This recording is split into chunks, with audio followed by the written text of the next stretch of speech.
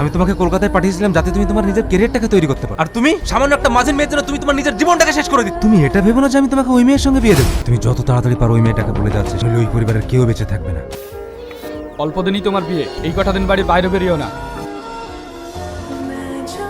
মিষ্টি, রাহুল বাড়ি এসেছে, কিন্তু ওকে নদীর ধারে একটা মেয়ের সঙ্গে বসে থাকতে দেখি। কি?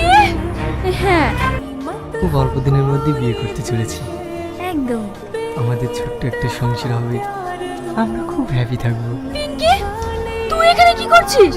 একজন গার্লফ্রেন্ড বয়ফ্রেন্ড কি করতে আসে জানিস না নাকি? দেখা করতে এসেছি। রাহুল, ও এসব কি বলছে?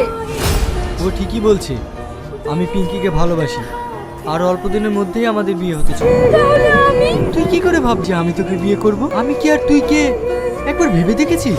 সামান্য একটা মাঝির মেয়ে, আমি তোকে বিয়ে করব? যা এখান থেকে।